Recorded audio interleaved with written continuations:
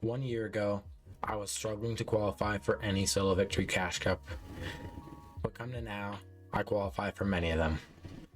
If you want to improve and try to get yourself to qualifying consistently and hopefully making money, then this video is for you. I'm breaking down everything that I do in order to master a drop spot. So without further ado, let's get into it. Alright, first, obviously you have to pick a drop spot. So many people will look at this map and say, well, there's only Rebels, there's only a few other drops on the map.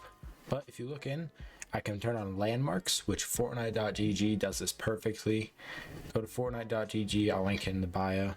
But yeah, click landmarks and now you can see there's so many more where you can get plenty of loot. Because all you really need is a shotgun, maybe an AR, and some heals. You can even scavenge for heals. So realistically, all you need is a couple top 10s in the Solo Victory Cash Cup and you can qualify. We're gonna go at this called the Dam Bridge. It's my drop spot, so I'm gonna build through exactly how I'll do it, starting off with spawns. You can obviously turn on everything over here on the left side of the screen. For anything like any tournament, you want chest, buried chest, rare chests, and then bunkers, forecast towers, floor loot, ammo boxes. You can do vending machines and mending machines. I don't really usually do them just because they kind of grief just how it looks. Launch pads, geysers, nitro barrels. This obviously cars aren't in, so drop all the cars. Zip lines kind of just makes things cluttered, and you'll pretty much be able to just make it on the spot. Slurp plants, slurp trucks, slurp barrels, and then if you're in a duos, then reboot vans is good, but for Solo Victory Cash Cup, radio towers, and then that's basically it. This basically shows you exactly what's important or what somebody would really want when they're actually going to want to find a drop. So when I look at this drop, first I see, okay, there's 1, 2, 3 shield plants. Each of them heals for 30, and I know that.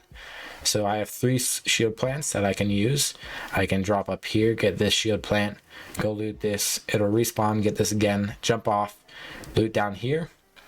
There's a bunch of stuff down here that I know of, and then go over here, get this, I'll be at 90 shield. And then I can loot this, come back, grab this again, and I can loot through the rest. Up here, I know that there's slurp barrels, so if I get tagged or if there's somebody that's fighting me, I have slurp barrels up here. And then also I can just tell that like all this is kind of spread out between this building and this building.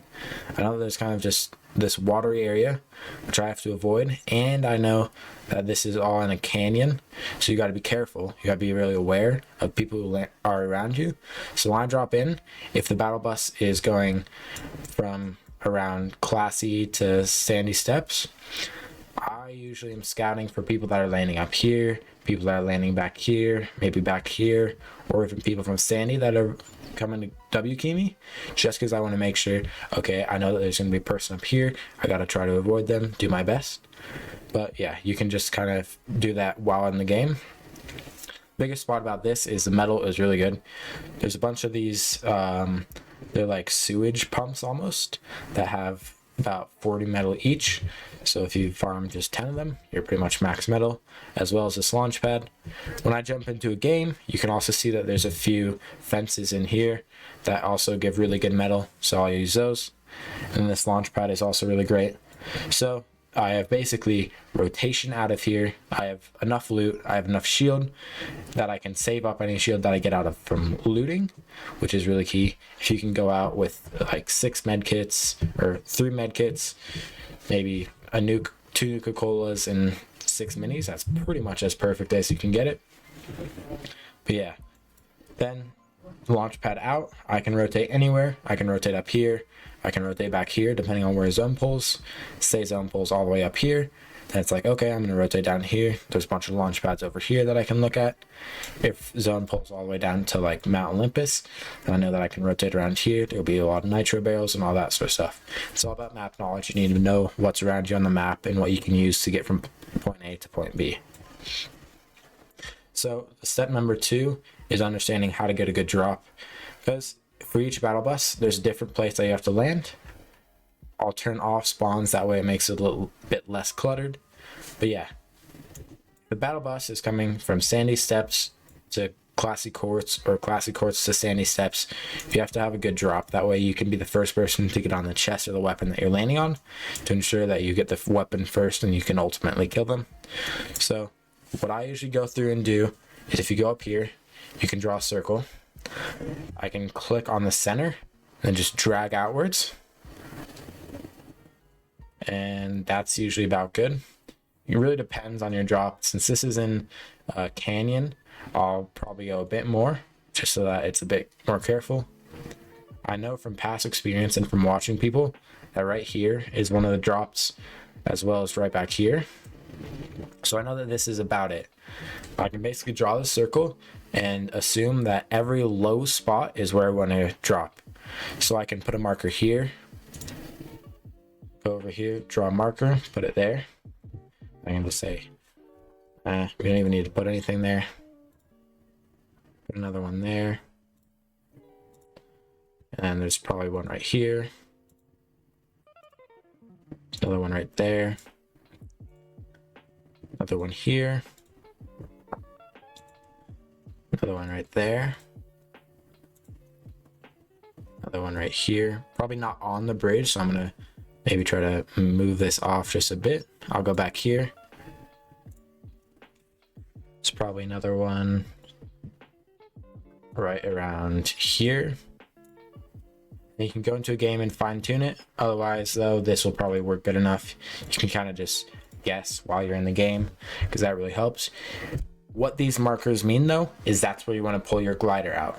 So if I'm pulling my glider out at either any of these at the very lowest, then that's perfect.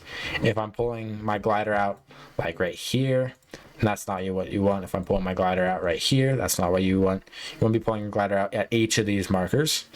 That way it pulls out and you can glide directly onto, which would be the center right here. There's a chest up here that we can get to. So yeah. But then it becomes, okay, well, if the battle bus is all the way over here, am I going to go for this marker? Well, obviously not. You want to get the battle bus, so I'll draw a path and just say, this is the battle bus right now. It's going from here to here. What's going to be the drop? So if we draw a path from here to here, I think this is going to be that. And then if we draw a path from here to here, that's a path.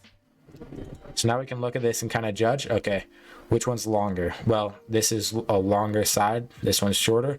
You're going to want to jump about here to make it the shortest length to the closest drop. So then you're going to jump. You're going to angle towards here. If you can, pull your glider directly on this mark, and then you'll land right here. Again, don't do this. I'll delete these because we don't really need them anymore.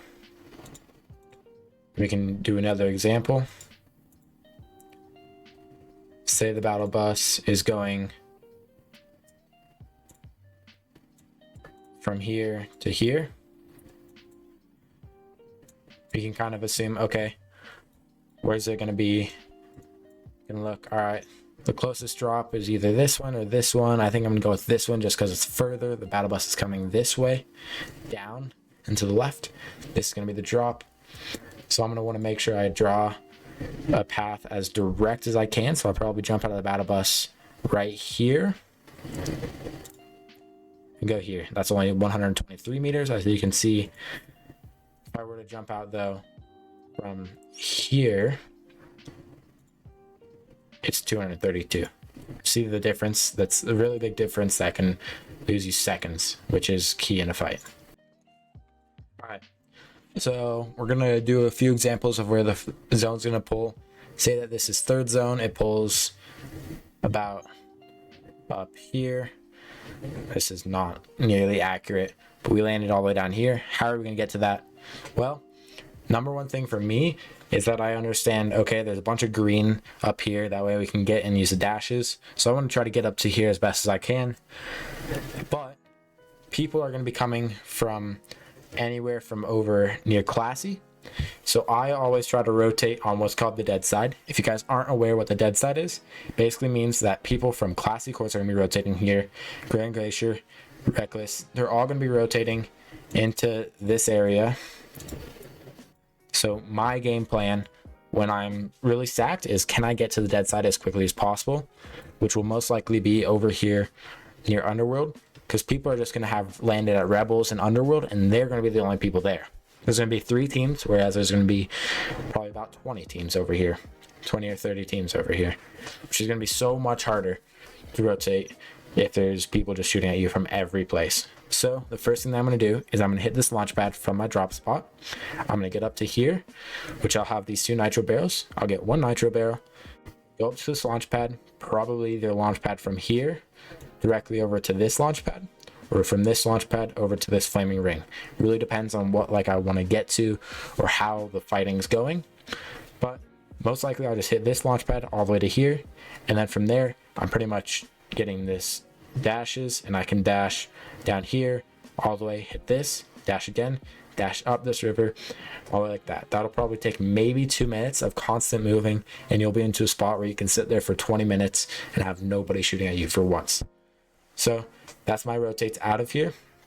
And yeah, that's going to sum it up though, because basically from there on it's a mid game, which I'll break down my mid game so much more in the next video, which is going to be coming out in 2 days. So without further ado, thank you guys so much for watching, and I'll see you guys next time. Peace.